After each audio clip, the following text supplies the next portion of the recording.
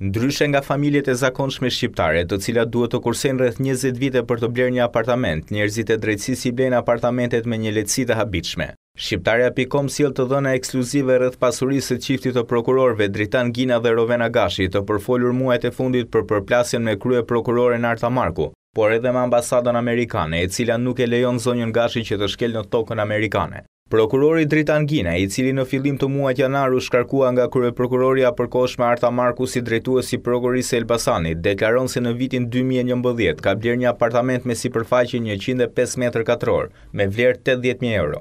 Prokurori Gina thot se për të mundësuar blerjen e këtij apartamenti ka marrë një kredi me vlerën 45.000 euro, ndërsa 35.000 euro ja kanë bërë dhuratë.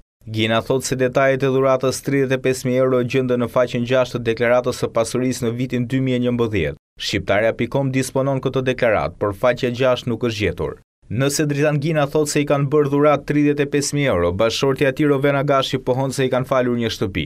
Ish drejtoresha sektorit të dekriminalizimit të drejtorisë së marrëdhënieve me jashtë në Prokurorinë e Përgjithshme, Rovena Gashi, të cilës ambasada amerikane i refuzoi vizën për të udhëtuar drejt SBA-s, deklaron se në vitin 2013 babai ka dhuruar një apartament banimi me sipërfaqe 137 m2 me pjesë 50%. Prokuroria Gashi, që u shkarkua nga kryeprokuroria përgjithshme Arta Marku si drejtore e sektorit të dekriminalizimit, ka aplikuar për të bërë antare e gjykatës kushtetuese.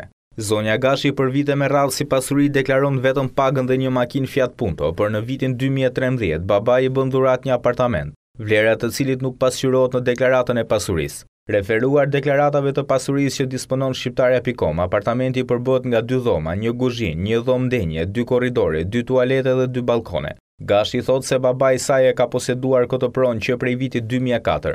Në deklaratën e parë të pasurisë në vitin 2004, Rovena Gashi deklaron vetëm pagën si prokurore 772.000 lekë. Vetëm pagën deklaron dhe në 2006 dhe në 2007, ndërsa në 2005 deklaron 500.000 lekë kursime dhe një Fiat Punto me vlerë 800.000 lekë të vjetra. Edhe në vitet të vijim, zonja deklaron kursime modeste dhe pagën. Në vitin 2010 merr një kredi 12.000 euro për të blerë një makinë. Në vitin 2012, Rovena Gashi blen një apartament në zonën e Shkëmbit të Kavajës, për të cilin thot se për të blerë një pasuri të tillë ka marrë një kredi me vlerën e 45.000 eurove. Po gjatë këtij viti, zonja thot se ka marrë kredi 59.000 lekë për blerjen e televizorit të markës Philips 32 polç.